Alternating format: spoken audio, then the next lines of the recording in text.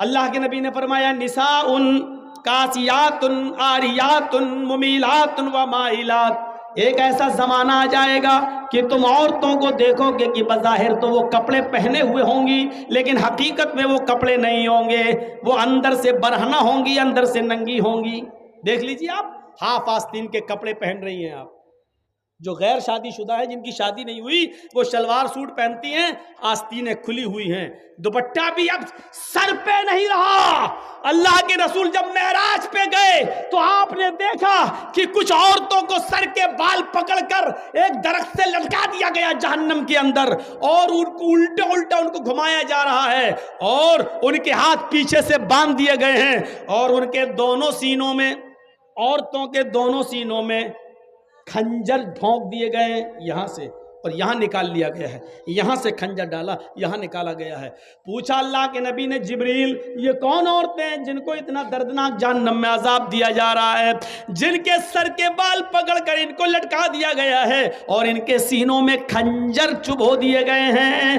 جبریل نے فرمایا اے اللہ کے نبی یہ وہ عورتیں ہیں جو دنیا میں اپنے بال کھول کر چلا کرتی تھیں، اپنے بالوں کو دوپٹے سے نہیں ڈھانکتی تھیں، اپنے سر پر اوڑھنیاں نہ ڈالا کرتی تھیں، اپنے سروں پر اوڑھنیاں نہیں اوڑا کرتی تھیں، یہ کھلے بال لے کر چلتی تھیں، بازار میں، اسکولوں میں، کالجوں میں ان کے بال کھلے رہتے تھے۔ اور یہ وہ عورتیں جن کے سینوں میں کھنجر ڈال دیے گئے ہیں، یہ اپنے سینوں پر اوڑھنیاں، چادر نہیں ڈالتی تھی، اتنا ٹائٹ کپڑا پہنتی تھی کہ کپڑا پہننے کے باوجود ان کے سینے کا حصہ اٹھا ہوا نظر آتا تھا۔ غیر مرد ان کے سینے پہ نظر ڈالا کرتے تھے، آج ان کے سینوں کو چبھو دیا گیا ہے، ان کے سینوں میں کھنجر ڈال دیا گیا ہے، ان کے سینوں میں کھنجر بھونک دیا گیا ہے۔ ہماری ماں بہنیں یہ عذاب میں کہیں مبتلا نہ ہوں، ان کے سر کے بال پکڑ کر ان کو لٹکایا نہ جائے، ان کے سینوں میں کہیں کھنجر نہ چبھ ہو جائیں۔ ان کو کہو اپنی بیٹیوں سے اسکول میں جائیں تو کم سے کم اوڑھنیاں اور ڈھیلی چادر اپنے جسموں پہ ڈال لیں۔ فرمایا ایک ایسا زمانہ آ جائے گا کہ عورتوں کو دیکھو گی کہ کپڑے پہننے کے باوجود ننگی ہوں گی، ممیلات و مائلات، لوگوں کی طرف مائل ہوں گی اور ان کو اپنی طرف مائل کریں گی، اتنا میک اپ کریں گی، لال رنگ کا کپڑا تو لال رنگ کی لپسٹک، بلو رنگ کا کپڑا تو بلو رنگ کی لپسٹک، ہرے رنگ کا کپڑا تو ہرے رنگ کی لپسٹک، میچنگ نہیں بگڑنی چاہیے، میچنگ نہیں بگڑنی چاہیے۔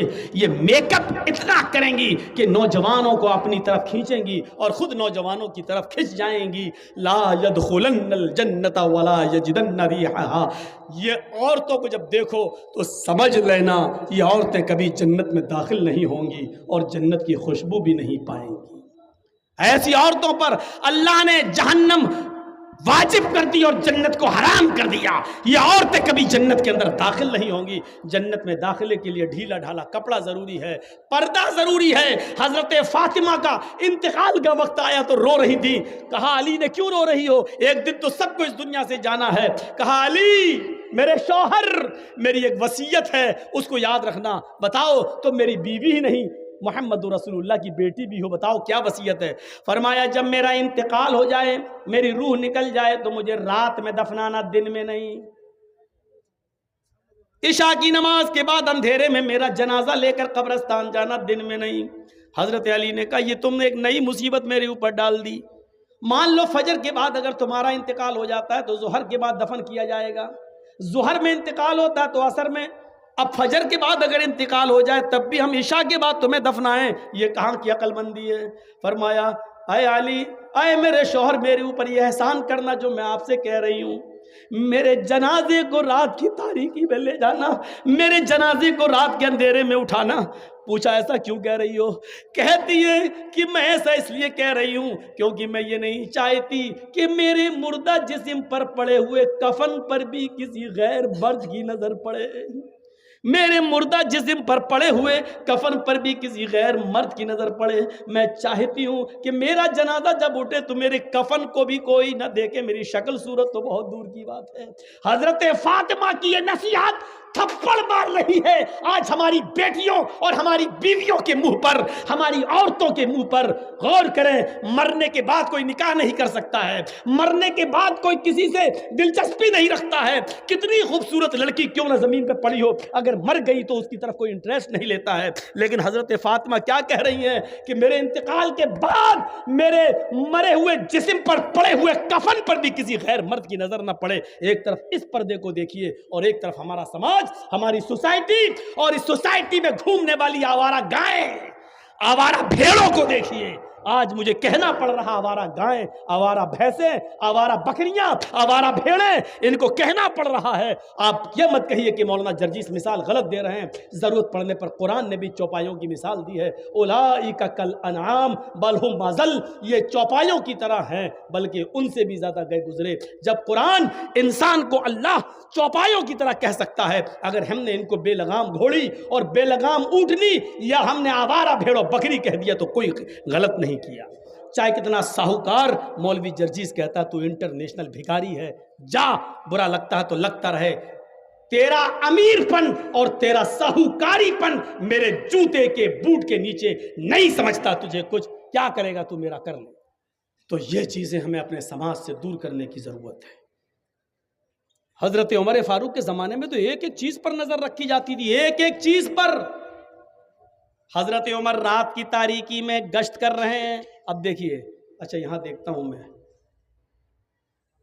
بس میں نے دیکھ لیا ہے. اب سنیے, میری نظر میں آ گیا, میری آنکھوں نے فوٹو کھینچ لیا اس کا. حضرت عمر رات کی تاریکی میں گشت کر رہے ہیں. ایک دروازے سے کے پاس سے گزرتے ہیں, اندر ایک عورت کے کراہنے کی آواز آتی ہے.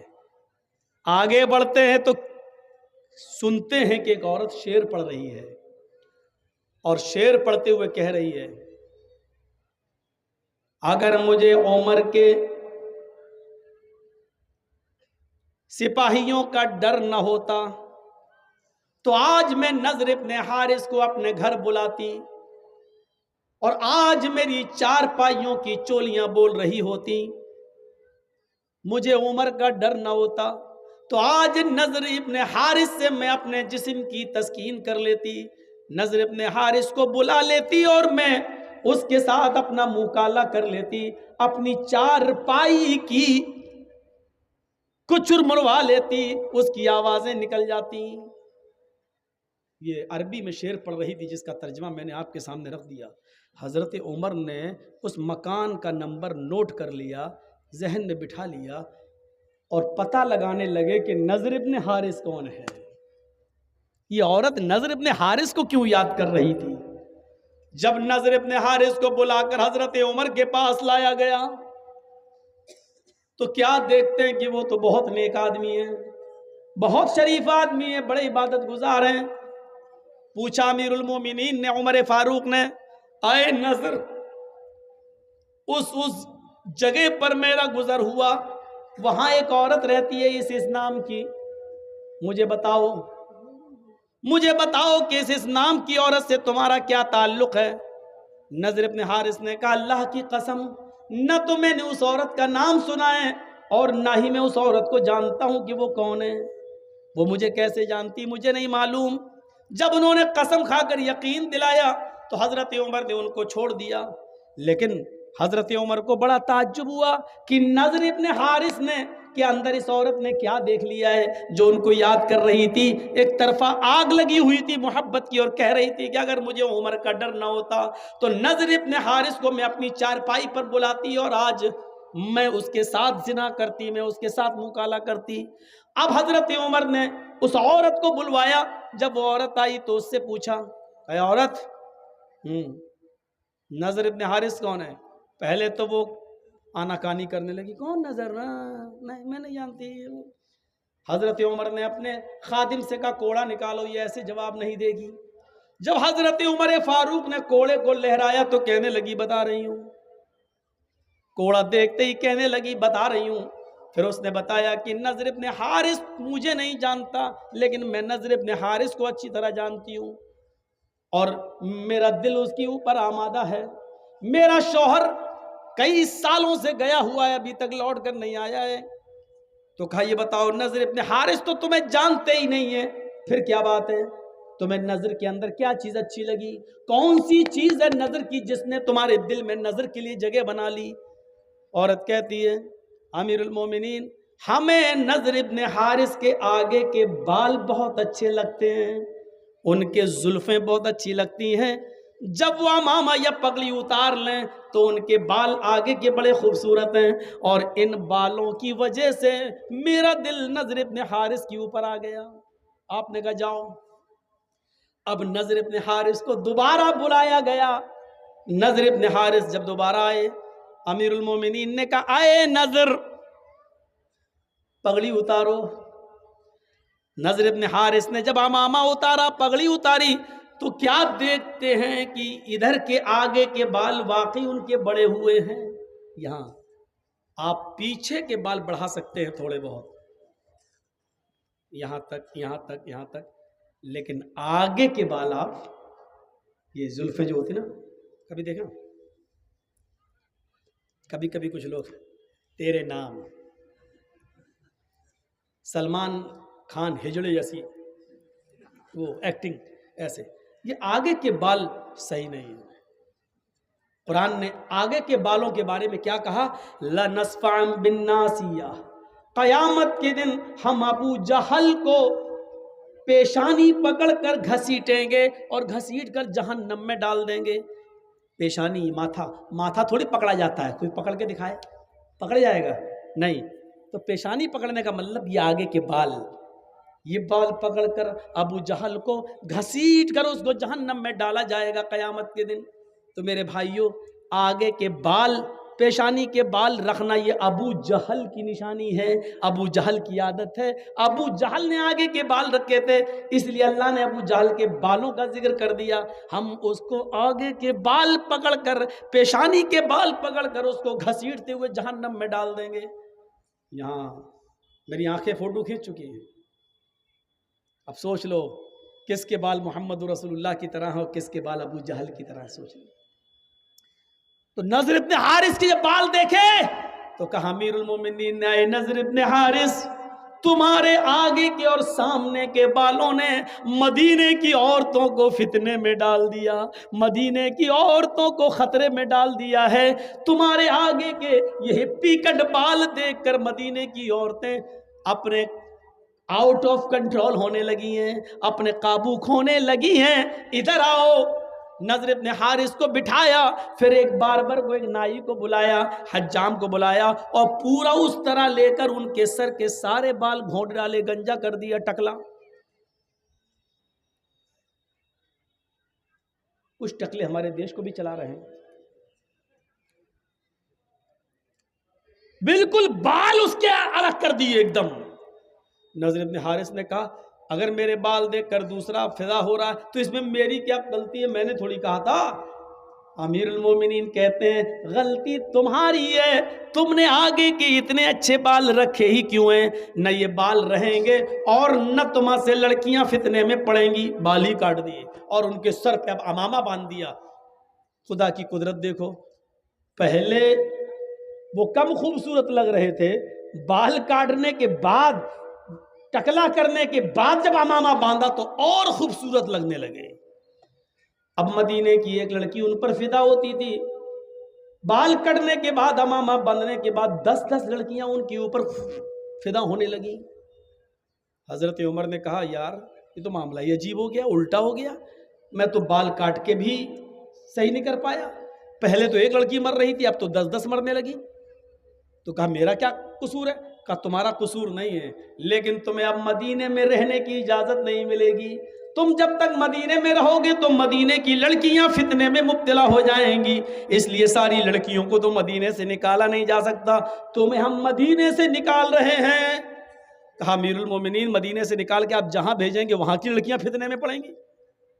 کہا کہ میں ایسی جگہ تمہیں بھیج رہا ہوں جہاں مسلمان نہیں ہوں گے، ہم تمہیں عیسائیوں کی بستی میں بھیج رہے ہیں اور تمہارے اوپر یہ ذمہ داری ڈال رہے ہیں کہ تم وہاں جا کر دین کی تبلیغ کرو گے، دین کی دعوت دو گے، دین کا پیغام پہنچاؤ گے۔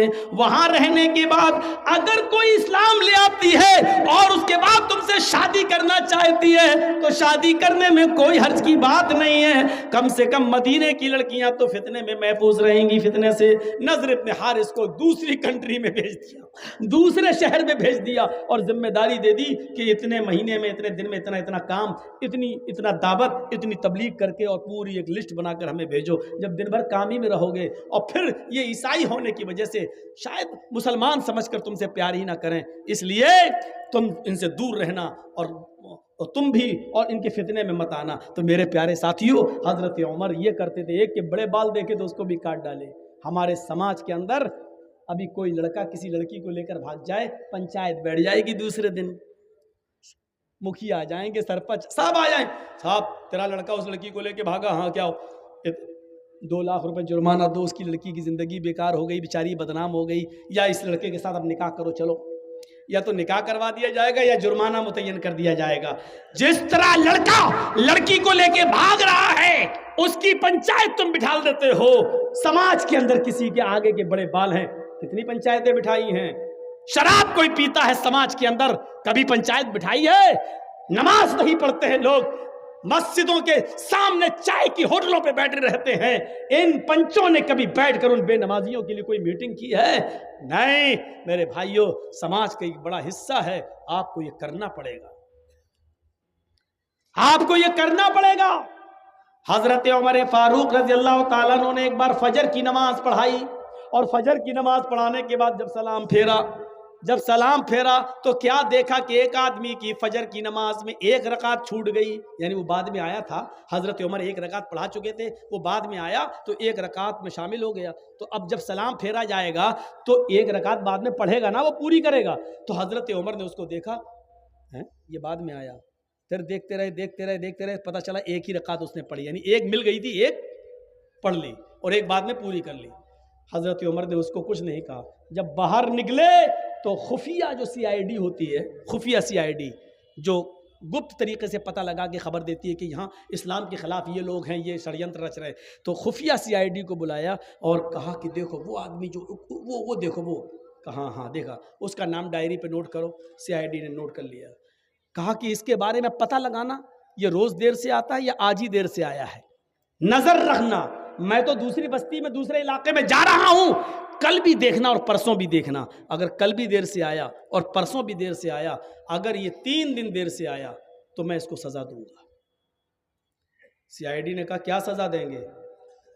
کہا میں اس کا داہنا ہاتھ کاٹ دوں گا اور بایاں پیر، یا دایاں پیر کاٹ دوں گا اور بایاں ہاتھ، ہم اس کا 1 ہاتھ کاٹیں گے اور اس کا 1 پیر کاٹ دیں گے۔ اگر دایاں ہاتھ کاٹیں گے تو بایاں پیر، اور بایاں ہاتھ کاٹیں گے تو دایاں پیر، اس کو خلاف سے ہم کاٹ دیں گے، ہم اس کو یہ سزا دیں گے۔ کہا امیر المومنین کیوں؟ کہا میں نے جناب محمد رسول اللہ کو یہ فرماتے ہوئے سنا ہے کہ منافقوں کے اوپر 2 نمازیں بڑی بھاری ہوتی ہیں، ایک عشاء کی اور ایک فجر کی۔ وہ عشاء کی نماز میں سستی کرتے ہیں اور فجر کی نماز میں تاخیر سے آتے ہیں، اگر یہ 2 دن اور دیر سے آیا تو میں سمجھوں گا کہ یہ منافق ہے۔ 3 دن اگر مسجد میں دیر سے آیا تو میں سمجھوں گا کہ منافق ہے۔ 1 وقت کی نماز چھوٹی تھی، وہ بھی 1 رکعت۔ صرف جمعہ ہی کے دن نماز پڑھنے والوں، ذرا اپنے گریبانوں میں جھانک کر دیکھو کہ ہم مسلمان ہیں کہ نہیں ہیں۔ اس کی فجر کی نماز نہیں چھوٹی تھی، 1 رکعت چھوٹی تھی، نماز تو مل گئی تھی، 1 رکعت تو ملی تھی، 1 رکعت بعد میں پوری کر لی۔ پیشاب پائخانے میں بھی دیر ہو سکتی ہے، سو کر اٹھنے میں بھی دیر ہو سکتی ہے، موبائل کا زمانہ نہیں تھا، الارم کا زمانہ نہیں تھا، آنکھ دیر سے بھی کھل سکتی ہے، بیچارہ سو گیا ہوگا یا جنگل میں کھیت میں لیٹرین اور پیشاب کرنے جانا پڑتا، ہو سکتا ہے کہ لیٹرین میں دیر ہو گئی ہو، بیچارے کو آنے میں کوئی بھی وجہ ہو سکتی ہے، لیکن حضرت عمر نے فوراً سزا نہیں دی، کہا ہو سکتا ہے ایسا، اس لیے آج دیر ہو گئی ہو، لیکن کل بھی دیکھنا اور پرسوں بھی دیکھنا، روز دیر تھوڑی ہوگی، اگر منافقت اس کے اندر آ گئی ہوگی تو یہ کل بھی دیر سے آئے گا اور پرسوں بھی دیر سے آئے گا، اور 3 دن دیر سے آیا تو میں اس کا ایک ہاتھ کاٹ دوں گا اور ایک پیر کاٹ دوں گا۔ ذرا اس واقعے کی روشنی میں ہم اپنے گریبانوں میں جھانکیں اور دیکھیں، سوچیں اور دیکھیں کہ ہم کتنے پکے مسلمان ہیں۔ صرف جمعے کے دن مسجد میں آ رہے ہیں، جمعے کے دن کی بھی فجر کی نماز ہم نہیں پڑھے ہوتے ہیں، اور جمعے کے دن ہم پہلی صف میں آ کے بیٹھیں 11 بجے سے۔ مولانا جرجیس صاحب خطبہ دیں گے، 11 بجے سے مسجد بھر گئی۔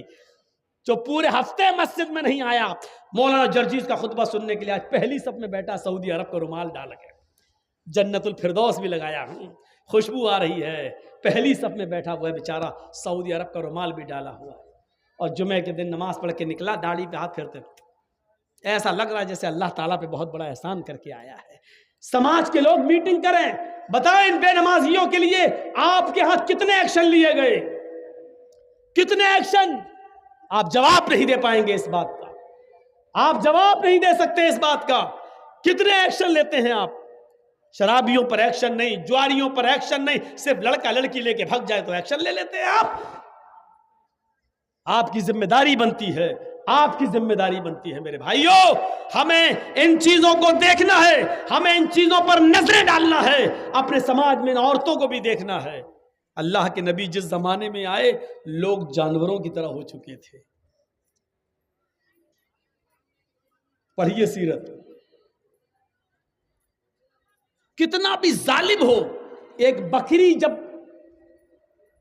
بچہ پیدا کرتی ہے تو آپ دیکھیے گا بچہ پیدا کرنے کے بعد اسی جگہ پر کھڑی ہو کر وہ اپنے بچے کی غلاظت اور گندگی کو اپنی زبان سے چاٹتی ہے، اس کو کھڑا کرنے کی کوشش کرتی ہے، اور جب بکری کا مالک دودھ دوہنے جاتا ہے تو بکری اپنے بچے کے لیے دودھ اوپر چڑھا لیتی ہے کہ سب یہی نچوڑ لے گا تو ہم اپنے بچے کو کیا پلائیں گے۔ اتنی ہمدردی، اتنا رحم اوپر والے نے بکری کے اندر بھی ڈالا ہے، اس جانور کے اندر بھی ڈالا ہے۔ لیکن عرب کے لوگ اس سے بھی زیادہ بگڑ چکے تھے، ان کے یہاں جب کوئی لڑکی پیدا ہوتی تھی تو وہ زندہ دفن کر دیتے تھے۔ اس سے زیادہ جانوریت کہاں ہوگی، اس سے زیادہ حیوانیت کہاں ملے گی؟ اور پیدا ہوتے ہی دفن کر دیتے تو چلو ایک سکون تھا، پیدا ہوئی دفن کر دیا، نہیں، جب وہ بچی 4 سال کی ہو جاتی تھی تب اس کو نہلا کر، دھلا کر، کپڑے پہنا کر، اچھے لباس میں اور اچھا میک اپ کر کے، اس کے بعد اس کا باپ اس کو انگلی پکڑ کے لے جاتا تھا اور پہلے سے جنگل میں گڈھا کھود کر رکھتا تھا اور کہتا تھا بیٹی جھانکو، اس میں تمہاری امی دکھیں گی۔ جب بچی اپنی امی کو دیکھنے کے لیے اس گڈھے میں جھانکتی تھی تو باپ زمین پہ پیچھے سے دھکا دے دیتا تھا اور بچی اس گڈھے میں گر جاتی تھی اور اوپر سے مٹی سے پاٹ دیتا تھا اور رکتا تھا آخری سانس نکلنے تک، اور جب بچی آخری سانس لے کر مر جاتی تھی تب آتا تھا اپنے علاقے میں اور فخر کرتا تھا، گرو کرتا تھا اور کہتا تھا کہ آج میں نے اپنی 4 سال کی بچی کو زندہ دفن کر دیا۔ یہ جانوریت تھی، یہ حیوانیت تھی۔ جنیشو کھرگر مڑی، ساری جنتا جب جانوروں کی طرح ہو جائے گی۔ شراب آپ کتنا بھی پی لیں اپنے سماج میں، لیکن شراب کو آپ اچھا نہیں سمجھتے، پینے والا بھی کہتا ہے بہت بری چیز ہے، اب کیا کروں، چھوٹتی نہیں ہے۔ عرب کے لوگوں کا رجحان تو یہ تھا، کتنا بھی بڑا بگڑا ہوا باپ ہو، مولوی جرجیس بہت بڑا شرابی، لیکن کبھی یہ نہیں چاہے گا کہ جرجیس کا بیٹا بھی شراب پیے، اس کی بیٹی بھی شراب پیے۔ جرجیس خود بگڑا ہوا ہے، لیکن وہ کبھی یہ نہیں چاہے گا کہ میری اولاد بھی بگڑے۔ ہم تو غلط راستے پہ چل ہی رہے ہیں، لیکن میری اولاد غلط راستے پہ نہ چلے، یہ جرجیس کی سوچ ہے۔ اگرچہ بگڑا ہوا ہے، آپ کتنے بڑے شرابی رہیں، لیکن آپ کبھی یہ نہیں چاہیں گے کہ میرا بیٹا بھی بڑا ہو کر شرابی بنے۔ لیکن عرب کا رجحان الگ تھا، ان کے گھر میں جب بچہ پیدا ہوتا تھا تو ماں کے دودھ کے بجائے سب سے پہلے بچے کے حلق میں شراب کے قطرے ڈالے جاتے تھے، شراب کی بوندیں ڈالی جاتی تھیں، اور یہ کہا جاتا تھا کہ انہوں نے اپنے خاندان کے نام کو روشن کیا ہے۔ ہمارے خاندان میں شراب کو بہت اچھی چیز سمجھا جاتا ہے، لہذا سب سے اچھی چیز ہم نے اپنے بیٹے کو پلائی۔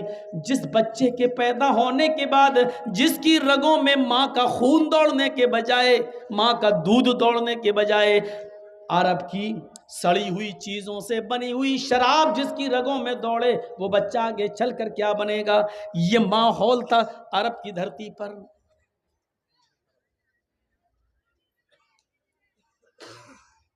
آپ کتنے بھی ظالم ہوں، کتنے بھی گناہگار ہوں، موبائلوں پر گفتگو کر کر کے آپ نے ایک نہیں سینکڑوں لڑکیوں کے ساتھ ناجائز تعلقات قائم کیے ہوں، آپ کی ایک نہیں 10 گرل فرینڈ رہی ہوں،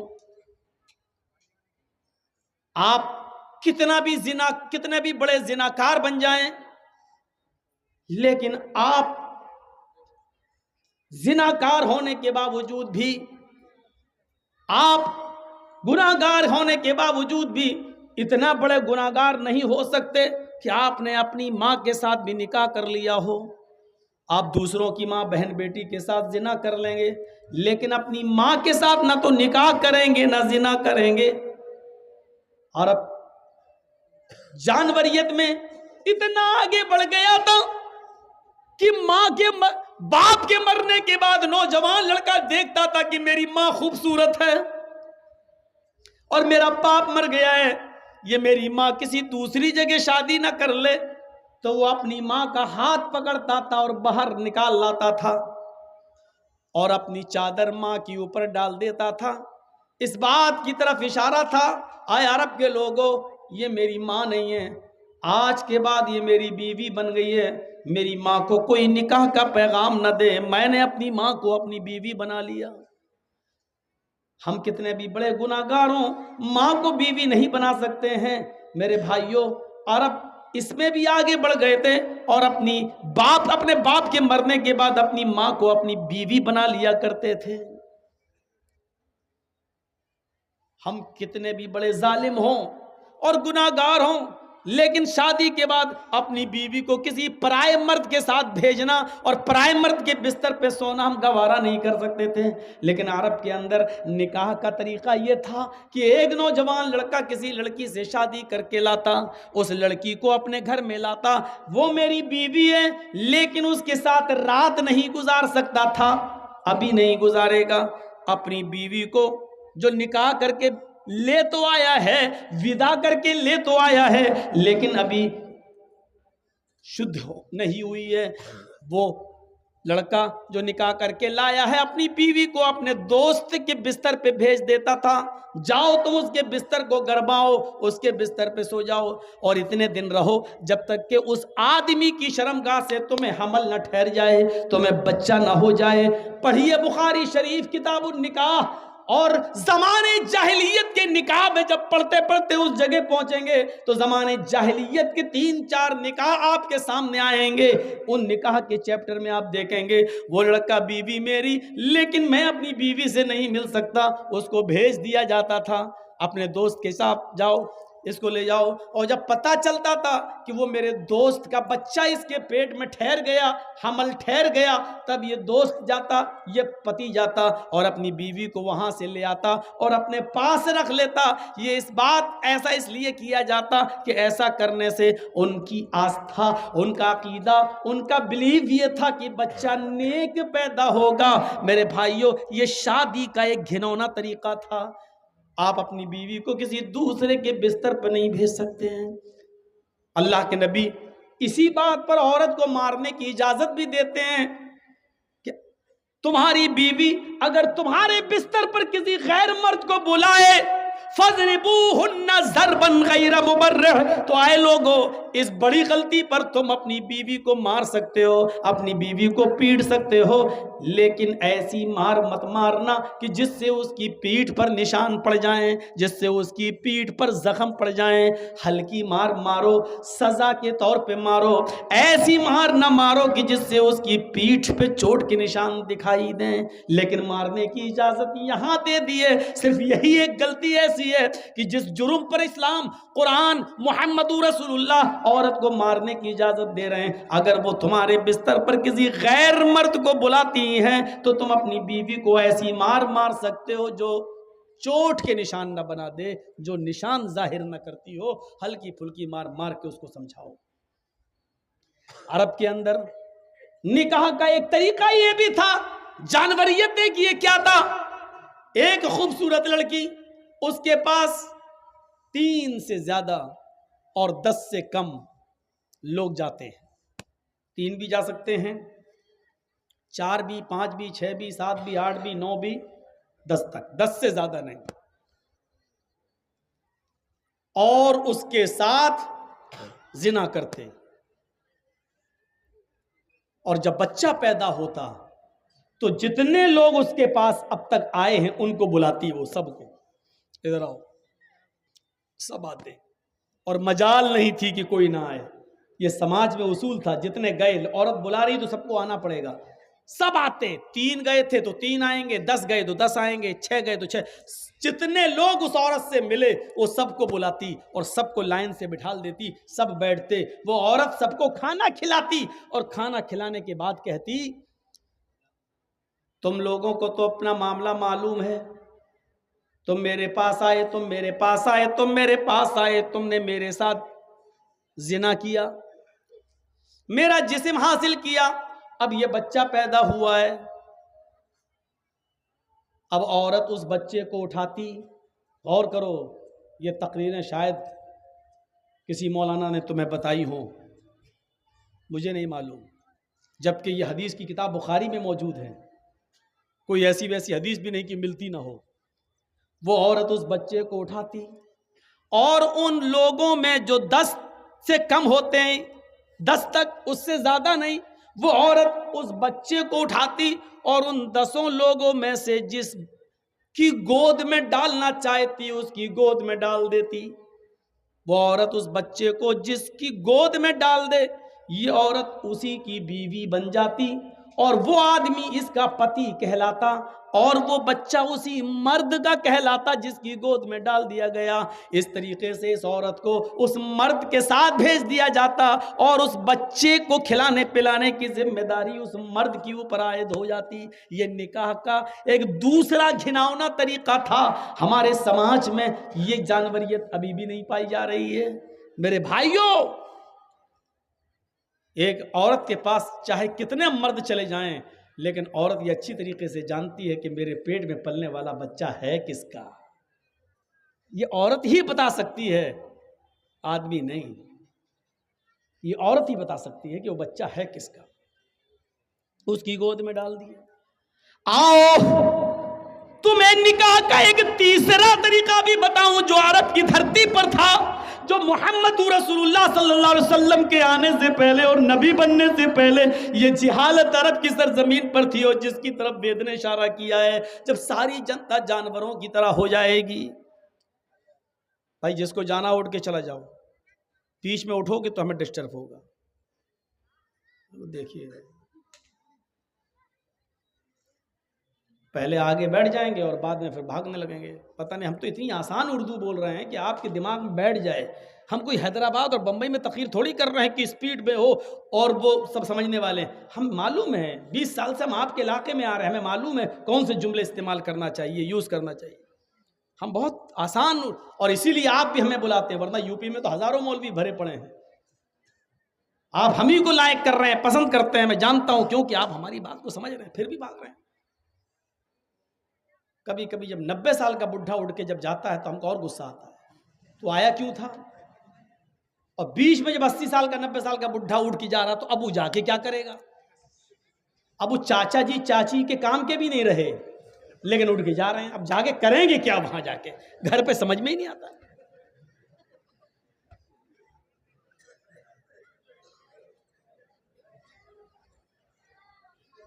تو سنیے ایک اور گھناؤنا طریقہ عرب کے اندر شادی کا، یہ تو تھی 3 سے زیادہ اور 10 تک لوگ ایک عورت کے پاس جاتے، کچھ عورتیں، یہ بڑا عجیب مسئلہ ہے جو ہم بتانے جا رہے ہیں، تیسرا نکاح، یہ بڑا گھناؤنا ہے۔ کچھ عورتیں عرب کے اندر اپنے گھروں کے چھت پر ہری جھنڈیاں لگا لیا کرتی تھیں، یہ بھی بخاری کے اندر ہے، ہری جھنڈیاں لگا لیا کرتی تھیں، اور ہری جھنڈی کا مطلب یہ ہوتا تھا کہ ان کے پاس جو بھی آنا چاہے چلا جائے، کسی کے لیے کوئی رکاوٹ نہیں ہے۔ تو پورے سال میں ان کے پاس بہت سے مرد چلے جاتے ہیں. کیا ہوا, کوئی کھو گیا؟ ہاں وہ تو معلوم ہے. ہاں اس کے اوپر کھڑا کریے تو دیکھیے تو بھیا یہ کس کی بچی ہے؟ ارے بھینس کے آگے بین بجا رہی ہو, ہم کیا جانے کیا بول رہے ہیں.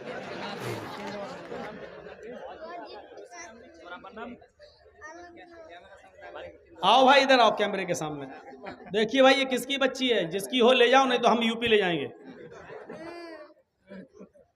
چلو گی ہمارے ساتھ, چلو گی؟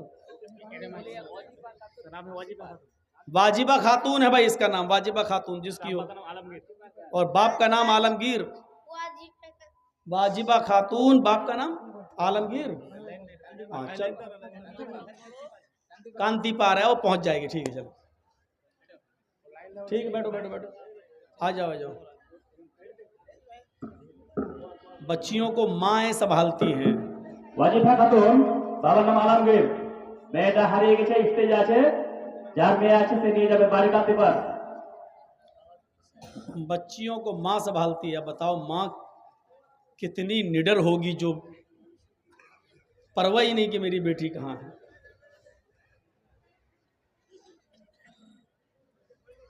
بازار اتار میں گھومو دیکھو تو مولانا جرجیز کی تقریر تو سمجھ میں آ نہیں رہی ہوگی, تو ہو سکتا ہے جلیبی جلیبی خرید رہی ہو اور چوڑی اوڑی خرید رہی ہو مارکیٹ میں. تو ہری جھنڈیاں لگا لیا کرتی تھیں. ہری جھنڈیوں کا مطلب ہوتا تھا کہ جو آنا چاہے آ جائے. پورے سال میں ان کے پاس پتہ نہیں کتنے مرد چلے جاتے تھے, لیکن جو بھی جاتا وہ سب کا نام نوٹ کرتی, اور اس کو معلوم ہوتا کہ ہمارے پاس اتنے مرد آ چکے ہیں. جب بچہ پیدا ہوتا, اس کے پیٹ سے جب حمل بچے کی شکل میں باہر آتا, تو وہ عورت سب کو بلاتی. اس میں کوئی گنتی نہیں ہوتی ہے, 100 بھی ہو سکتے ہیں. مل گئی؟ سب کو بلاتی. جتنے بھی لوگ اس عورت کے پاس آئے اور زنا کیا, وہ سب کو بلاتی اور سب کو لائن سے بٹھا دیتی. پھر خانہ کعبہ سے قیافہ شناس آتا. قیافہ شناس نہیں سمجھیں گے آپ, آؤ میں آپ کو سمجھاؤں. تو بہت نوٹنکی کر رہا ہے یار, بہت ڈرامہ کر رہا ہے. لگتا ہے دنیا میں تیرا ہی چینل چل رہا ہے اور کسی کا ہے ہی نہیں. ہم لوگ سب بیوقوف بنے بیٹھے ہیں, کتے کی دم کی طرف ٹیڑھی ہو گئے, بالکل سیدھا ہو ہی نہیں سکتے. کب سے بول رہا ہوں میں, خاموش ہو جاؤ, سامنے بیٹھ رہے. قیافہ شناس کو بلایا جاتا. قیافہ شناس خانہ کعبہ سے. آپ کے ہاں اس کو کیا بولتے ہوں گے ہمیں نہیں معلوم. وہ ان سب لوگوں کو دیکھے گا, 100 150 200 جو آدمی ہیں ان کی شکل دیکھے گا, اور پھر بچے کی شکل دیکھے گا. مطلب یہ بچہ سب سے زیادہ کس کی شکل سے مل رہا ہے. پھر وہی قیافہ شناس اس بچے کی شکل اتنے لوگوں میں سے, جتنے اس عورت سے ملے ہیں, جتنے لوگ ملے ہیں, ان سے ملا کر دیکھ کر جس کی گود میں رکھ دیتا تھا اس بچے کو, یہ بچہ اس کا بچہ مانا جاتا اور یہ اس کی بیوی مانی جاتی, اور بقیہ لوگ موج مستی میں نکل جاتے. یہ شادی کا تیسرا طریقہ تھا. اتکلوگت پرائے جنے شوکھر گر ملی. جانوریت جب بھری ہوگی, آج بھی اتنی جانوریت نہیں ہے. شراب بتا دی. جوئے کا حال تو یہ تھا کہ ہم کتنے بھی بگڑے ہوئے ہوں, زیادہ سے زیادہ بس اڈے پر اور اسٹیشن پر 100 روپے کی 200 روپے کی لاٹری خرید سکتے ہیں. جوئے میں 5-6-10 ہزار روپے ہار سکتے ہیں. انڈیا پاکستان کا میچ ہو رہا ہے, اس میں ہم جوا کھیل سکتے ہیں, فلاں ٹیم جیتے گی اتنا روپیہ, نہیں تو ہم اتنا دیں گے, یہ پلیئر اتنا رن بنائے گا, اتنے وکٹ لے گا, اس پر جوا. یہ ایک ہے ہمارے ہاں گمبھیر سمسیا. لیکن چاہے کتنے بڑے جواری ہوں, لیکن آج تک یہ نہیں سنا گیا ہے کہ جوا کھیلتے وقت کسی نے جوئے میں رقم ہار جانے کے بعد اپنا گھر, اور گھر بھی ہار جانے کے بعد اپنی بیوی, اور بیوی کو بھی ہار جانے کے بعد اپنی بیٹی بھی جوئے میں لگا دی ہو. ہم نے آج تک یہ نہیں سنا ہے. عرب کے اندر جوئے میں جب رقم ہار جاتے تھے تو مکان لگا دیا کرتے تھے, اور مکان جب جوئے میں ہار جایا کرتے تھے तो अपनी बीवी जुए में लगा दिया करते थे, और बीवी भी जब जुए में हार जाते थे तो अपनी 16, 17, 18 साल की जवान बेटी भी जुए में लगा दिया करते थे। इत्कलोकत प्रायजनेषु खरकर्मणि धर्मत्राणाय सत्वैनि भगवान उत्तरष्यति। जब बहुत ज्यादा अंधकार होगा, बहुत ज्यादा गुमराही होगी, बहुत ज्यादा जब जानवरियत और हैवानियत फैल जाएगी, धर्मत्राणाय, तब धर्म की रक्षा करने के लिए, सत्वैन और सत्य को स्थापित करने के लिए, सत्य को नाफिज करने के लिए, सच्चाई को लागू करने के लिए, सच को कायम करने के लिए भगवान अवतरष्यति, भगवान अवतार भेजेगा, कल्कि को भेजेगा, उन्मा को भेजेगा, नराशंस को भेजेगा, महामत को भेजेगा। महमिद आएंगे, अहमद आएंगे, अहमद आएंगे, मोहम्मद आएंगे, उस वक्त आएंगे। तो आप देख लीजिएगा, हालात बताते हैं अरब के, जब ये जानवरियत फैल गई थी, उसी माहौल में मोहम्मद रसूलुल्लाह को नबी बनाकर भेजा गया। कितने मौलाना स्टेज पे थे जब हम आए, यहाँ से लेके वहाँ तक कुर्सी भरी पड़ी थी, स्टेज पे भी मौलवियों की तादाद। और आपके इलाके में कितने मदरसे होंगे, कोई गिनती याद है? 40-50 आपके इलाके में। पूरे बंगाल में कितने होंगे, गिनती नहीं है हमें मालूम। आप थोड़ी देर के लिए सोचिए, आपके इस इलाके में 40-50 मदरसे, और एक मदरसे से कितने मौलवी बन के निकलता है? एक साल में 40-50 मदरसों से कितने मौलवी बन के निकलते होंगे? इतने मौलाना मिलकर भी, इतने मदरसे मिलकर भी हमारे समाज, हमारे गांव, छोड़ दीजिए दूसरा, आपके अपने इलाके से, क्या नाम है इस गांव का? राहटपुर। इसी इलाके से, सिर्फ राहटपुर डिस्ट्रिक्ट उत्तर दिनाजपुर, आप देख लीजिए, इतने मदरसे होने के बाद, इतने मौलवी होने के बाद, आज भी राहटपुर से, सिर्फ आपके गांव से सब मिलकर सिर्फ जहेज की प्रथा खत्म नहीं कर पाए, और गुनाह तो छोड़ दीजिए, सिर्फ जहेज नहीं मिटा पाए। आज भी लड़का शादी के मौके पर लड़की वालों से बाइक, मोटरसाइकिल मांगता है, 2.5-3 लाख 5 लाख रुपए की डिमांड करता है। बताएं इस मदरसों से क्या फायदे हो रहे हैं, और इन मौलवियों से जो पढ़ के निकल रहे हैं, आज एक बुराई नहीं मिट पाई, एक बुराई। अरब की सरजमीन पर जुआ अपनी चरम सीमा पे था, शराब अपनी चरम सीमा पे थी, जिनाकारी, बदकारी अपनी चरम सीमा पे थी। कोई गुनाह ऐसा नहीं था जो अरब की धरती पर ना होता हो, और अकेले सिर्फ जनाबे मोहम्मद रसूलुल्लाह सल्लल्लाहु अलैहि वसल्लम ने शराब को ऐसे खत्म किया कि जब आपने शराब को हराम होने का ऐलान किया, तो मक्के की नालियों, मदीने की नालियों में शराब ऐसे बह रही थी जैसे पानी का सैलाब आ गया हो। जैसे आपके यहां सैलाब के मौके पर नदियों में उफान आ जाता है, नदियां अपने खतरे के निशान से पार हो जाती हैं। अरब की सरजमीन पर, मदीने की सरजमीन पर शराब इतनी नालियों में डाली गई, इतनी बहाई गई कि वो नालियों से निकल निकल कर सड़क पर आने लगी। जुए की हुर्मत का ऐलान किया तो देखिए लोगों ने बाइक वक्त जुआ छोड़ दिया। जिनाकारी की हुर्मत का ऐलान किया तो औरतें ऐसी पाक दामन बन गई, इतनी नेक बन गई कि आप उसकी मिसाल नहीं दे सकते, क्योंकि इस्लाम जानता है, मोहम्मद रसूलुल्लाह को मालूम है, एक औरत की सबसे बड़ी इज्जत वही चीज है, शर्मगाह। इसीलिए कत्ल के लिए 2 आदमियों की गवाही मांगी गई है, लेकिन जिना के लिए 4 लोगों की गवाही मांगी गई है, ताकि कोई किसी औरत को ऐसे ही बदनाम न कर दे, कोई किसी लड़की पर ऐसे ही तोहमत न लगा दे। मौलवी जर्जीस ने एक लड़के को और एक लड़की को जिना करते हुए देखा है, बंद कमरे में देखा है। دونوں کو ننگی اوستھا میں دیکھا ہے، لیکن صرف جرجیس نے دیکھا ہے۔ جرجیس اپنی زبان پہ کنٹرول کر، اسلامی حکومت اگر موجود ہو تب بھی تم نہیں بولو گے، اس لیے کہ تمہارے پاس 4 گواہ نہیں ہیں۔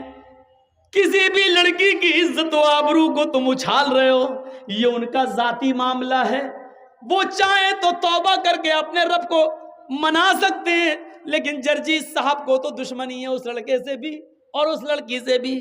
آئے اور کہہ دیا صاحب ان دونوں کو میں نے غلط کام کرتے ہوئے دیکھا اور حقیقت میں دیکھا اور سچ میں دیکھا، میں قسم کھا کے کہتا ہوں کہ اللہ کی قسم میں نے دیکھا، لیکن اس کے باوجود اسلامی سماج جہاں اسلامی قانون ہوگا وہاں میری بات نہیں مانی جائے گی، میری بات نہیں مانی جائے گی۔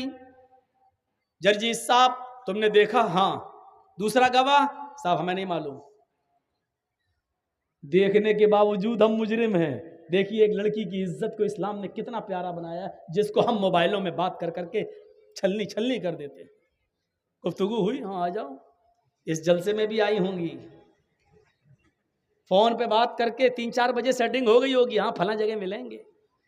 آج تو تمہارے پاپا بھیج ہی دیں گے، جلسے کے نام پہ کون روکے گا؟ تم ہنس رہے ہو، یہ رونے کا مقام ہے، رونے کا۔ ہماری بہنوں بیٹیوں کے لیے کہاں پر میٹنگیں ہو چکی ہیں کہ ان کو کالجز اور یونیورسٹی میں پڑھاؤ اور جگہ دو اور غیر مسلموں سے ان کے نکاح کرواؤ اور 2-4 بچے پیدا کر کے بچے اپنے پاس رکھ کے ان کو چھوڑ دو۔ ہماری بیٹیوں کے خلاف میٹنگیں ہو چکی ہیں، آپ ہنس موبائل میں لگے ہو، ایکسکیوز می، ہائے ہائے ڈارلنگ، اسی میں آج ہم پڑے ہوئے ہیں۔ یاد رکھو جس راستے پہ تم چل رہے ہو، اللہ کی قسم یہ راستہ تمہارے گھر تک جاتا ہے، تمہاری دہلیز تک جاتا ہے۔ قرآن نے زنا کو کیا کہا ہے؟ لا تقربوا الزنا۔ قرآن نے کیا کہا ہے؟ لا تقربوا الزنا انہ کان فاحشۃ وساء سبیلا۔ یہ بہت گندا راستہ ہے۔ اللہ نے زنا کو گندا راستہ کیوں کہا؟ زنا کو یہ نہیں کہا گندا کام، اللہ نے کیا کہا؟ گندا کام تو ہے ہی لیکن بہت گندا راستہ بھی ہے۔ یہ گندا راستہ کیوں کہا؟ پورے 1 سال تک میں یہی ڈھونڈتا رہا کہ جب زنا گندا کام تھا تو گندا کام کہہ دیا تھا، اللہ نے کافی تھا، لیکن گندا راستہ کیوں کہا ہے؟ زنا راستہ کیسے ہو سکتا ہے؟ گندا راستہ 1 سال تک پڑھا، 1 سال تک کتابوں کی ہم نے پنے پلٹے، 1 سال تک ہم نے چیک کیا، 1 سال تک مولویوں سے رابطے قائم کیے، 1 سال تک بڑے بڑے علماء سے ہم نے کانٹیکٹ کیا، تب 1 سال کے بعد ہم اس نتیجے پہ پہنچے کہ اللہ نے اس کو گندا راستہ اس لیے کہا کیونکہ جس راستے پہ تم چل رہے ہو اس کی منزل تمہارے گھر تک جاتی ہے۔ یعنی تم دوسروں کی بہن بیٹی کے ساتھ جو زنا کرنے کا ارادہ کرتے ہو، حقیقت یہ ہوتی ہے کہ جس راستے پہ چل کے تم دوسروں کی بہن بیٹیوں کی عزت لوٹتے ہو، یہ راستہ تمہارے گھر تک جاتا ہے، یعنی تمہاری بہنوں بیٹیوں کی عزت بھی لوٹی جاتی ہے۔ اس لیے اللہ تعالیٰ نے اس کو گندا راستہ کہا ہے۔ گندا راستہ، ہم سمجھ رہے ہیں کہ دوسرے کی بہن ہے اس کے ساتھ ہم غلط کام کر رہے ہیں، حقیقت یہ ہے کہ یہ راستہ ہماری بہن تک جا رہا ہے۔ ہم سمجھ رہے ہیں کہ دوسرے کی بیٹی ہے جس کے ساتھ ہم غلط کام کر رہے ہیں، حقیقت یہ ہے کہ ہم اپنی بیٹی کے لیے دروازہ کھول رہے ہیں اور یہ راستہ ہماری بیٹی تک آتا ہے۔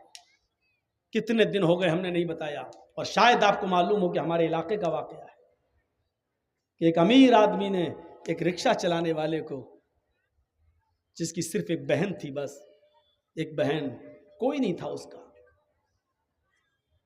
کسی بات پر ناراض ہو کر FIR کر کے اس لڑکے کو جیل پہنچا دیا۔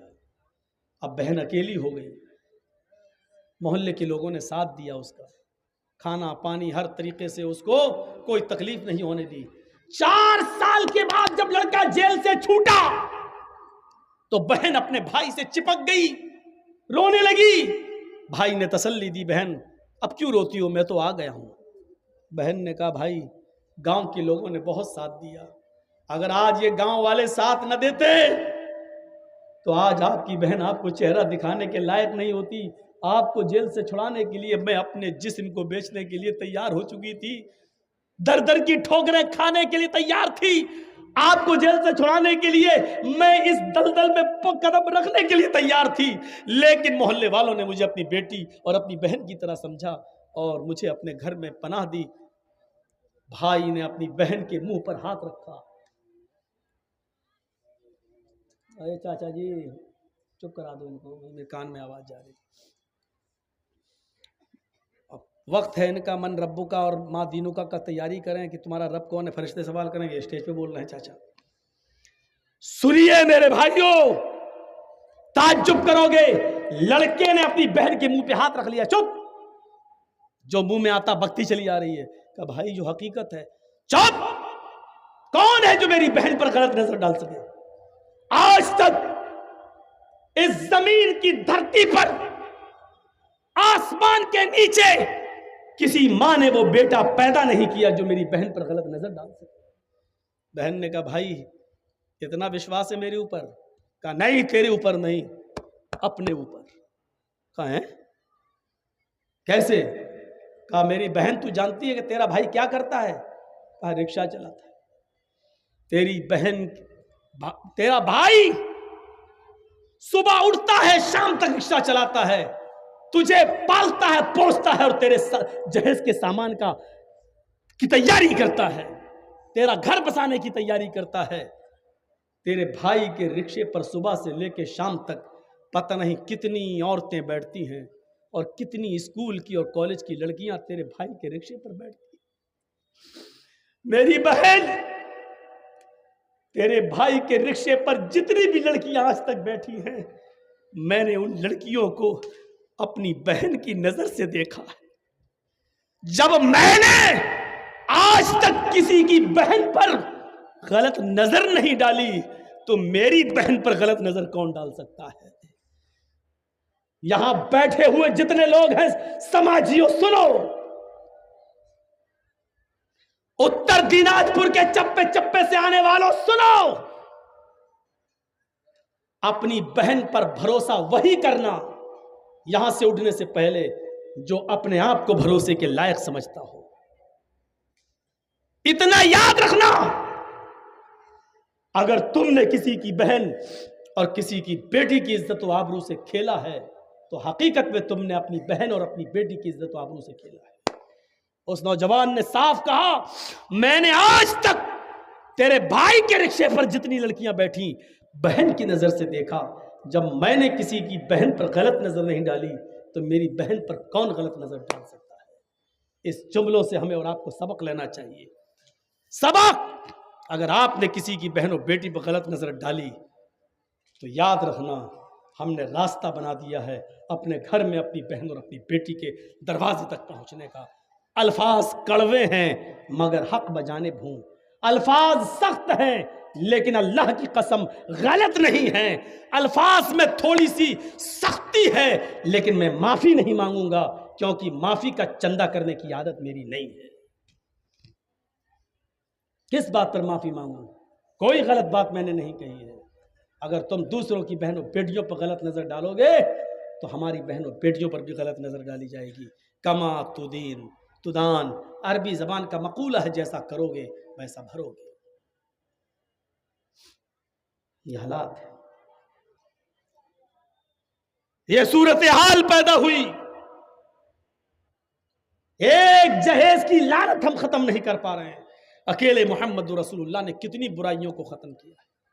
شراب مکے میں بہہ گئی, جوا ختم ہو گیا, اور امن و امان ایسا کہ آج بھی سعودی عرب کے اندر اگر 5 ریال اور 10 ریال بھی پڑے ہوں تو ڈر سے کوئی اٹھاتا نہیں ہے.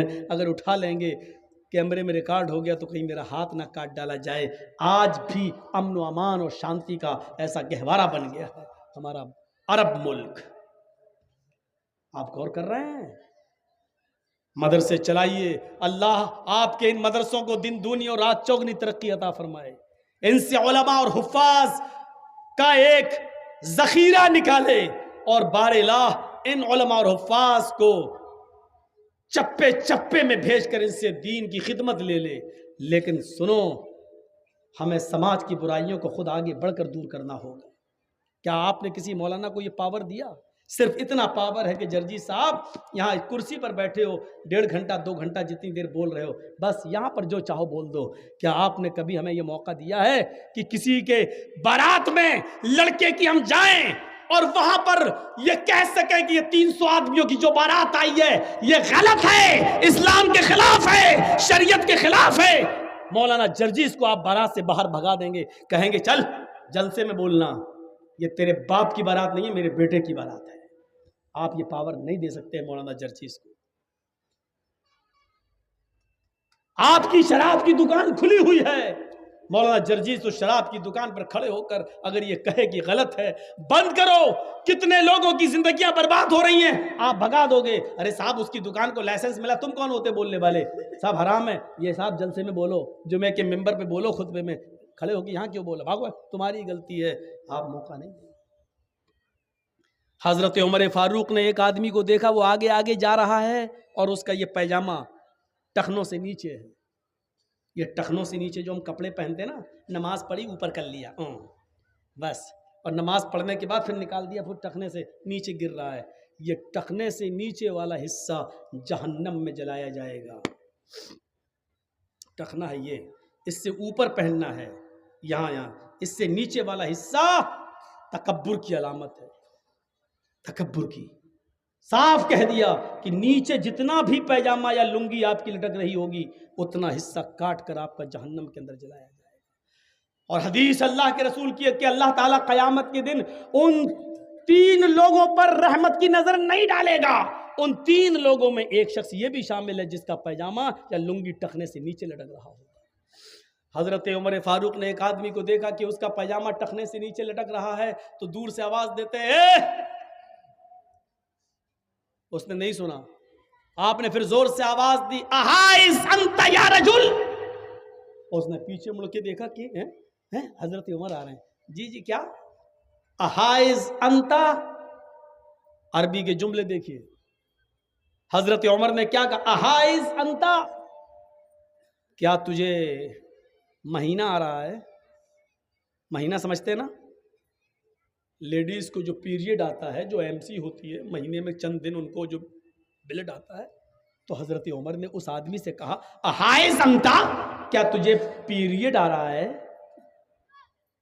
وہ ادھر ادھر دیکھنے لگا ہیں، کس سے کہہ رہے ہیں؟ کہ امیر المومنین کس سے کہہ رہے ہیں؟ یہاں تو کوئی عورت نہیں جا رہی ہے۔ کہا کہ انتا کہہ رہا ہوں تب بھی سمجھ میں نہیں آ رہا ہے، تجھے کہہ رہا ہوں، تجھے پیریڈ آ رہا ہے، مہینہ آ رہا ہے، MC ہو رہی تجھے؟ کہتا مجھے؟ کہاں؟ تیرے بارے میں پوچھ رہا ہوں۔ مسکرا کے کہتا ہے آپ کا دماغ صحیح ہے، حل یحیض الرجل، کیا مرد کو بھی مہینہ آتا ہے؟ اس نے کیا کہا؟ کیا مرد کو بھی مہینہ آتا ہے؟ تو حضرت عمر نے کہا کیا مرد بھی ٹخنے سے نیچے کپڑا پہنتا ہے؟ یعنی مرد کو نہیں، عورت کو حکم دیا اللہ کے رسول نے کہ وہ ٹخنے سے نیچے کپڑا پہنے، اس کے تو پیروں کی انگلی بھی نہ دکھے، یہ عورت کو حکم دیا، مرد کو حکم دیا ہے کہ ٹخنوں سے اوپر پہنے۔ جب تو کپڑا پہننے میں عورت کا کام کر سکتا ہے تو ہو سکتا ہے کہ مہینے میں بھی عورت کا کام کر رہا ہو، تجھے مہینہ آ رہا ہو؟ کہنے لگا نہیں ٹھیک ہے، اس نے اوپر کر لیا۔ حضرت عمر نے اپنے غلام سے کہا اسلم جی بالسکین، چھری لاؤ، کہا چھری لاؤ۔ آپ کا سماج مولوی جرجیز کو یہ پرمیشن نہیں دے سکتا۔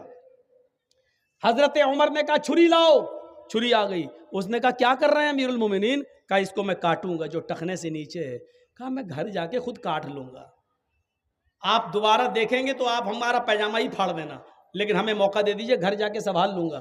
حضرت عمر نے کہا کہ یقیناً تو گھر جا کے سنبھال لے گا، لیکن اللہ کے نبی صلی اللہ علیہ وسلم نے فرمایا جب کوئی برائی تم اپنی آنکھوں سے دیکھو تو پہلے اپنے ہاتھ سے دور کرو، جب ہاتھ سے دور کرنے کی طاقت نہ ہو تو زبان سے منع کرو، اور زبان سے بھی منع کرنے کی طاقت نہ ہو تو دل سے برا سمجھو۔ میرے پاس ہاتھ سے دور کرنے کی طاقت ہے، اس لیے اس برائی کو میں اپنے ہاتھ سے دور کروں گا، ورنہ قیامت کے دن میں اپنے رب کو کیا منہ دکھاؤں گا۔ ادھر آ، کاٹ دیا پیجامہ، یہاں تک کاٹ دیا، صوفی بنا دیا۔ لے، جس برائی کو اپنی آنکھوں سے دیکھا اپنے ہاتھ سے دور کر دیا، کیا سماج ہمیں اس بات کی اجازت دے گا؟ سماج جلسے کی اجازت دے گا، اسٹیج بنا دے گا، مولانا صاحب بول لو، جو من میں آئے بول دو، یہاں کوئی کچھ نہیں کہے گا، لیکن صرف اسی 1.5 گھنٹے اور 2 گھنٹے تک آپ کی ہم سن لیں گے۔ اس کے بعد نہیں سنیں گے. قرآن پڑھ جائیے. اللہ تعالیٰ نے کہیں نہیں کہا کہ نیکیاں نیکیاں نیکیاں نیکیاں، یہ نہیں کہا، لیکن برائیوں کے سلسلے میں اتنا زور دیا کہ برائیوں سے رکو. ہاتھ سے دور کرنے کی طاقت ہو تو ہاتھ سے کرو، ہاتھ سے دور کرنے کی طاقت نہ ہو تو زبان سے روکو، اور زبان سے بھی دور کرنے کی طاقت نہ ہو تو دل سے برا جانو. آج شراب کے کتنے اڈوں کو تم روک سکتے؟ ٹھیک ہے دوسروں کی آپ نہیں کر سکتے ہو، اپنے گھر کی برائی تو روک سکتے ہو. اپنے گھر کی برائی، آپ کے گھر میں آپ کا بچہ 12 بجے رات تک موبائل چلاتا ہے، اینڈرائڈ موبائل، فیس بک اور میسنجر اور یوٹیوب پہ لگا ہوا ہے، کتنا آپ نے اپنے گھر کی اس برائی کو روکا ہے؟ آپ کی بیٹی 18 سال 20 سال کی ہو چکی ہے، اینڈرائڈ موبائل چلا رہی ہے، آپ نے اپنی بیٹی کے اوپر کتنی نگرانی رکھی ہے؟ فیس بک بھی چلا رہی ہے، واٹس ایپ بھی چلا رہی ہے، اپنے اسکول کے دوستوں اور سہیلیوں سے باتیں بھی کر رہی ہے، آپ نے کتنی نگرانی کی ہے اپنی بیٹی پر؟ چھوڑ دو بارات 400-500 آدمیوں کی، یہ 300-400 آدمی جتنے بارات میں جاتے ہیں، میں نے کبھی ان کو باراتی کہا ہی نہیں ہے. آج بھی میں کہتا ہوں کہ یہ سب چور ہیں اور ڈاکو ہیں. برا لگتا ہے. ہاں اللہ کے نبی نے فرمایا جب لڑکی والے کی ہاں جب تم کھانا کھانے جاتے ہو لڑکی والے کے گھر، دخل سارقن و خرج سارقن، چور بن کر داخل ہوتے ہو اور ڈاکو بن کر نکلتے ہو. کون سی حدیث ہے جو تمہیں لڑکی والے کے گھر کھانے کی اجازت دیتی ہے؟ بتاؤ تو. میری بیٹی ہے، جرجیت صاحب کا کام یہ ہے کہ نکاح پڑھوایا جائے داماد کے ساتھ، اور بیٹی کا ہاتھ پکڑ کے داماد کو دعا دے کر رخصت کر دیا جائے. داماد کے ساتھ جو چلے آ رہے ہیں 100 200 500 آدمی، ان کو کھلانے کی ذمہ داری مولانا جرجیز کے اوپر نہیں ہے، شریعت نے نہیں دی ہے. شرم نہیں آتی؟ کھاتے ہو تو لڑکی والوں کے گھر کھاتے ہو، کھانا چاہیے تو لڑکے والوں کے گھر کھانا چاہیے. ولیمہ کرو، کون منع کرتا ہے؟ ولیمے میں 100 آدمی کی دعوت کر رہا، بارات میں 500 آدمی لے جا رہا ہے. ولیمہ کرنا 500 نہیں 1000 کو بلا. ایک دن ولیمہ کر، دوسرے دن بھی کر، 20 دن ولیمہ کر، شریعت تجھے اجازت دیتی ہے. تجھے خوشیاں کر، لیکن لڑکی والے پر بوجھ مت بن. لڑکی والے نے 18 سال 20 سال پال پوس کر اپنی لڑکی بڑی کر کے تجھے دے دی، بہت بڑا کام کر دیا، یہ بہت بڑی قربانی دے دی، لیکن اس لڑکی کو لینے کے لیے بھی 500 آدمی جائیں، 400 جائیں، یہ چور جائیں. ڈاکو میں اس لیے کہہ رہا ہوں وہاں جا گئے، ہاں بیٹھ گئے، معلوم ہے کہ اب بڑا نہیں کھلائے گا. کیوں؟ کیونکہ لڑکے کے باپ نے پہلے ہی کہہ دیا 400 لے کے آ رہا ہوں، جہیز میں 2-4 آئٹم کم دے دینا چلے گا، لیکن مہمانوں کی عزت اچھی کر لینا. ہمارے ساتھ جو 300 آدمی باراتی آ رہے ہیں نا، ان کی خاطری اچھی طریقے سے کر لینا. یہ بھیک مانگنے کی انٹرنیشنل اسٹائل ہے. مطلب جانتے ہو کیا ہوا؟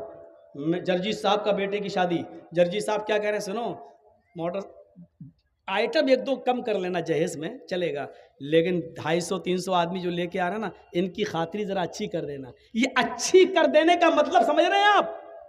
مطلب بڑے کا آئٹم نہیں، سب مٹن رہنا چاہیے، چکن بھی پولٹری والا نہیں، دیسی رہنا چاہیے. یہ بھیک مانگنے کی ایک نئی اسٹائل ہے، انٹرنیشنل اسٹائل. اور جو یہ کہتا ہے کتنا بڑا امیر بنا ہو، چاہے کتنا ساہوکار، مولوی جرجیز کہتا ہے تو انٹرنیشنل بھکاری ہے. جا، برا لگتا ہے تو لگتا رہے. تیرا امیر پن اور تیرا ساہوکاری پن میرے جوتے کے بوٹ کے نیچے نہیں سمجھتا تجھے کچھ. کیا کرے گا تو میرا کر لے. لڑکی والے پر بوجھ بنے گا، لڑکی والے کے ہاں کھانا کھائے گا، لڑکی والے کے ہاں بارات میں 250-300 آدمیوں کو لے کے جائے گا. لڑکی والے کے اوپر کوئی ذمہ داری عائد نہیں ہوتی ہے کہ وہ سب کو کھلائے. اس چیز کو ختم کریے سماج سے. اور انٹرنیشنل بھکاریوں کو دیکھیے، کون بائک دے دینا، میرا لڑکا 5 لاکھ کی دکان پہ بیٹھتا ہے، تو 50,000 کی بائک بھی نہیں دے سکتا؟ ابے کٹورا لے کے بھیک مانگنا. दरवाजे पर जर्जीस के जब कोई लंगड़ा आदमी आता है तो 10 रुपए देने में फख्र होता है कि चलो पैरों से माजूर है, कमाने के लायक नहीं है। एक अंधा आता है 100 रुपए देने में अच्छा लगता है, आंखों से अंधा, कमाने के लायक नहीं है। इन बेचारों को भिखारी समझकर दे देता हूं, ये बेचारे कमाने के लायक नहीं है। दोनों हाथों से मजबूत, हट्टा खट्टा, मोटा ताजा तंदुरुस्त अमीर बाप की बिगड़ी हुई औलाद और अपने लड़के के नाम पर मोटरसाइकिल मांग रहा है। ईमानदारी के साथ बताओ, अंधा लंगड़ा लूला जो अल्लाह के नाम पे 10-20 रुपए मांगे वो बड़ा भिखारी है, या जो अपने बेटे के नाम पे बाइक मांगे वो बड़ा भिखारी है? मौलवी जर्जीस की नजर में इंटरनेशनल भिखारी वो है जो अपने बेटे के नाम पर बाइक मांग रहा है। तू इंटरनेशनल भिखारी है बेईमान कमीने, तू उस भिखारी से बड़ा है जो लंगड़ा और लूला और अंधा और अपाहिज है। तू उस भिखारी से बड़ा है, तू इंटरनेशनल भिखारी है। शर्म आनी चाहिए, शर्म। तो ये चीजें हमें अपने समाज से दूर करने की जरूरत है।